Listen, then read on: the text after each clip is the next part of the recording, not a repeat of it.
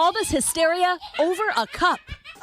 Let's talk about hype. 7 years ago, the Stanley Cups we all know and love today were doing pretty terrible sales-wise. The craze at the time was Instant Pots, so the last thing women were thinking about was buying some stupid camping mug. Now, making these cumbersome cups cost money, so the company couldn't lower the price, but they did offer similar products for a lower cost. The market hadn't been flooded with copycats either, mainly because no one wanted them at the time. It was discontinued in 2019. That's when Ashley Lesueur came in. Ashley was girl bossing a small blog with her friends, but Ashley's vision was anything but small. Because back then, when most people looked at Stanley Cups, they only saw this. But when Ashley saw a Stanley Cup, she saw this.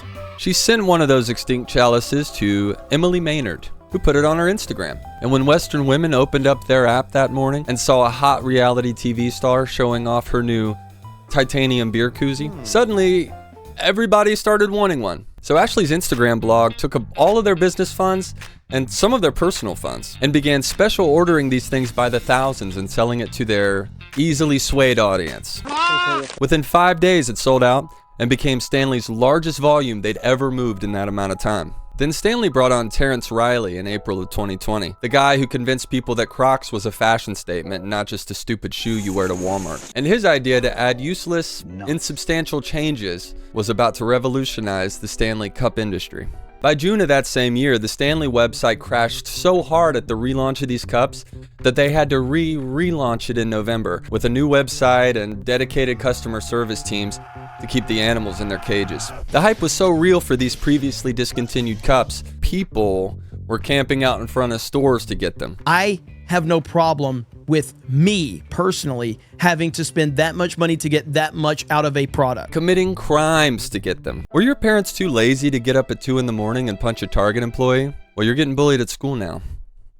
You fucking loser. I'm angry at myself. I'm still going to pay the $10. You're not. Gary. No, I am. Many schools had to regulate or outright ban these cups because the children kept acting like children. And many stores had to regulate the sale of these cups because the adults were acting like children. All because that same bulky tumbler that Stanley gave up on in 2019 became something more than just a heavy paperweight. It became a thing everyone wanted.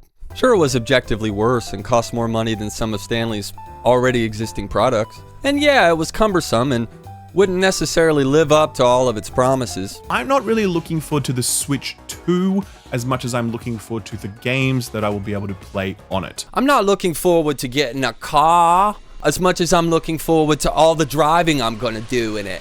What the fuck does that even mean?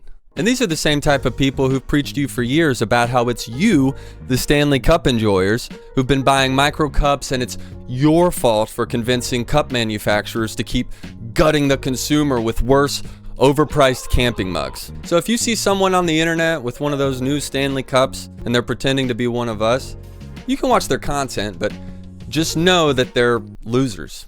I don't blame you. I blame myself for believing in you. Oh wait, no, I actually found a clip. If Nintendo does not increase their prices to keep up with inflation, the way the rest of the world is doing, then the quality of the products will be worse. And they're going to be standing in line waiting for the next Stanley Cup, just like all the other cattle, gaslighting themselves into believing the price is justified while passing aisles of better cups offering a better value. I've never ever been on live television. I never ever be on live television. I don't blame you. I blame myself for being retarded.